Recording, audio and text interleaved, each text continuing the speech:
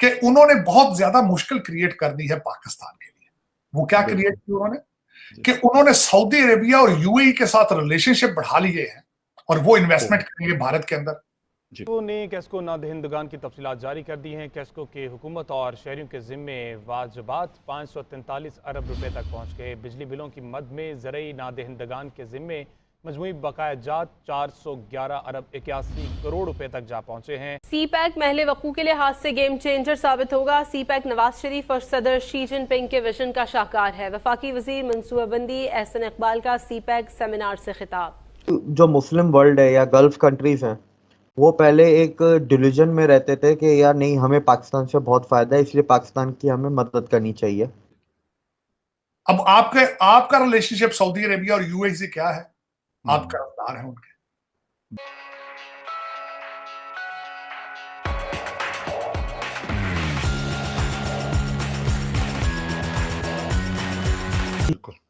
अब भारत आपको नहीं दबाएगा, आपको सऊदी अरेबिया और यूएई दबाया करेगा फ्यूचर में।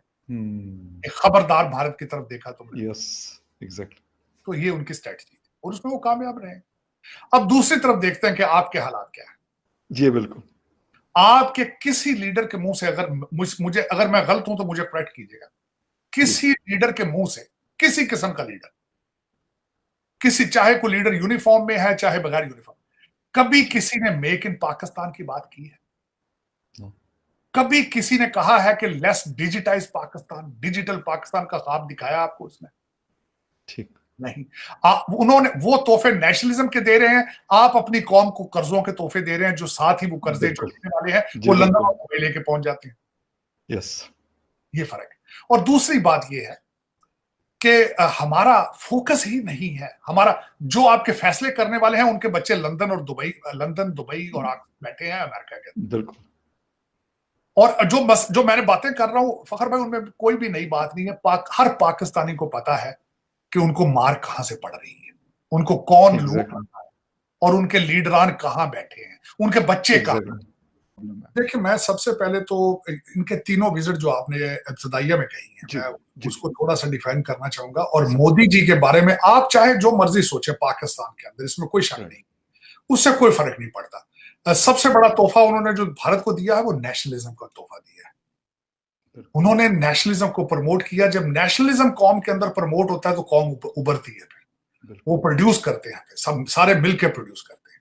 तो जो नेशनलिज्म का उन्होंने किया है उसका असर जो है वो उनके भारतीय डायस्पोरा पर भी है।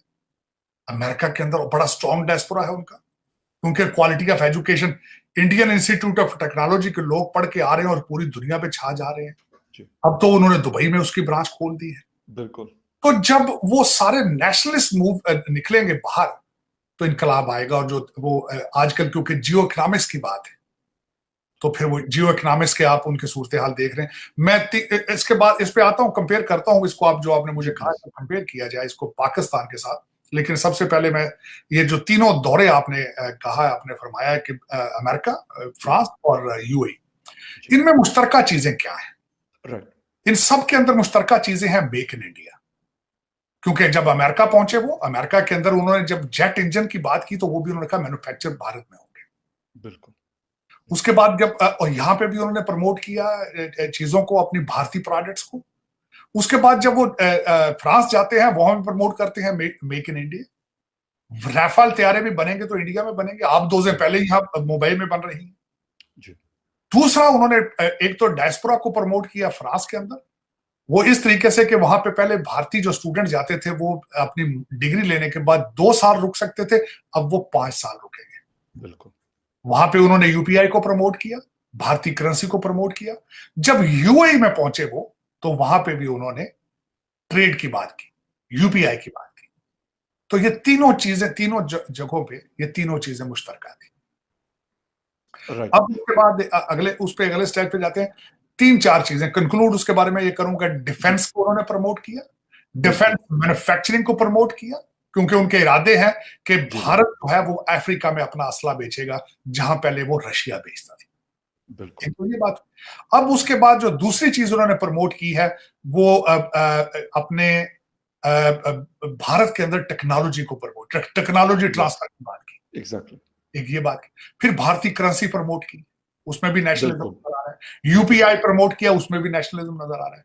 डायस्पोरा को स्ट्रेंथन किया है, उसमें भी भारत का नेशनलिज्म नजर आ रहा है। एग्जैक्टली। और यूएई के प्रेसिडेंट, उन दोनों ने आपस में मिलकर एक ज्वाइंट स्टेटमेंट दी है, इनडायरेक्टली पाकिस्तान के लिए ये कहा है कि क्रॉस बॉर्डर टेररिज्म, टेरर को खत्म किया जाए, इसको मतलब कम किया जाए। अगर हम देखें यूएई की बात करें तो कल तक हम देखते थे कि मुस्लिम कंट्रीज का हमें ये भरम था कि हमारा साथ है और पाकिस्तान की फेवर में वो स्टेटमेंट्स देनी चाहिए। तो इंडिया उधर गया, इंडिया ने उधर सच्चाई बताई कि बेटा वो सिर्फ तुमसे पैसे लेते हैं, वो तुम्हारी क्या मदद कर रहे हैं, तुम्हारे किस काम आ रहे हैं। तो ये जब सच्चाई बताई तो उनकी आंखें खुली। फिर बोला कि हमारे मसले तो चलते रहेंगे, छोटे मोटे मसले हैं, ये इतने बड़े मसले थोड़ी ना। ट्रेड करो, धंधा करो, पैसा कमाओ, तुम भी कमाओ, हम भी कमाते हैं। अब उसके वहां से फिर जो ट्रांजिशन, जो शिफ्ट हम देखते हैं पूरे मुस्लिम वर्ल्ड का, वो इंडिया की तरफ हो गया। अब देखें जो जॉइंट स्टेटमेंट में टेररिज्म की बात आई है, वैसे होते पाकिस्तान का नाम तो नहीं आया, लेकिन टेररिज्म लिखा है तो वैसे होते पाकिस्तान आ ही जाता है। और अगर इंडिया साथ है तो वैसे होते फिर तो 100% पाकिस्तान है। अब देखें इंडिया ने एक बहुत ही, क्या कहेंगे, मास्टर स्ट्रोक है इंडिया का, कि जम्मू एंड कश्मीर में सबसे ज्यादा टेररिज्म होती थी पाकिस्तान की तरफ से, सबसे ज्यादा अगर बात करें। उन्होंने क्या किया, जम्मू एंड कश्मीर में सऊदी अरब और यूएई की इन्वेस्टमेंट लेके आ गए।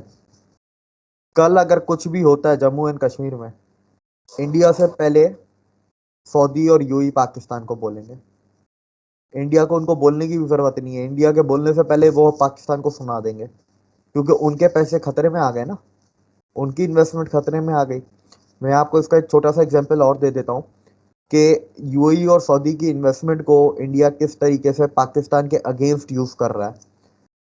पाकिस्तान का जो बॉर्डर है गुजरात वाला, गुजरात से करीब 200 या 250 किलोमीटर की दूरी पे इंडिया की, क्या पूरी दुनिया की सबसे बड़ी रिफाइनरी है रिलायंस की। वो दुनिया की सबसे बड़ी रिफाइनरी है जो मुकेश अंबानी ओन करते हैं। वो पाकिस्तान के बॉर्डर से 300 या 250 किलोमीटर दूर है। अब जंग होती तो वैसे है, तो जंग होती तो पाकिस्तान सबसे पहले कहाँ अटैक करता, रिफाइनरी पे करता। ठीक है, मुकेश अंबानी ने क्या किया, उसके अंदर 20% सऊदियों को बेच दिया। अब उसके अंदर 20% का मालिक सऊदी है। अब पाकिस्तान कभी सऊदी के एसेट पे करेगा हमला? बिल्कुल। और पाकिस्तान ने हर एक आने वाली कंपनी को उसको फायदा, कभी भी पाकिस्तान के पॉइंट ऑफ व्यू से उससे मुआयदे नहीं किए, और ये पाकिस्तान की तारीख बता रही है।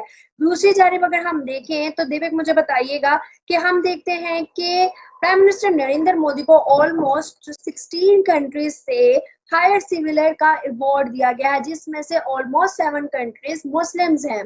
अब मुझे यहाँ पर बताइएगा, प्राइम मिनिस्टर नरेंद्र मोदी की अगर बात करें, उनके व्यूज को, उनकी चीजों को देखते हुए सारी मुस्लिम कंट्रीज उनकी तरफ गैप हो रही है। क्या वजूहत लगती है जो कि उनकी तरफ माइल होना, क्या उसमें कोई प्राइम मिनिस्टर नरेंद्र मोदी की स्ट्रेटजी प्लानिंग है, या फिर मुस्लिम कंट्रीज को कुछ बेहतरीन चीज नजर आ रही है इंडिया की जानिब? उनको दिख रहा है कि विजन क्या है। देखें डिप्लोमेसी जो ये इंटरनेशनल रिलेशंस में दो चीजें बड़ी इंपॉर्टेंट होती हैं। पहली होती है केमिस्ट्री, दूसरी होती है क्रेडिबिलिटी। अब इंडिया की क्रेडिबिलिटी तो बहुत पुरानी है, तो उसके ऊपर इंडिया की क्रेडिबिलिटी बनाने की जरूरत नहीं थी मोदी जी को। मोदी जी को एक अपनी केमिस्ट्री, पर्सनल केमिस्ट्री बनानी थी हर लीडर के साथ, और एक पर्सनल क्रेडिबिलिटी बनानी थी। वो उन्होंने बनाई और आज हम उसका फल देख रहे हैं।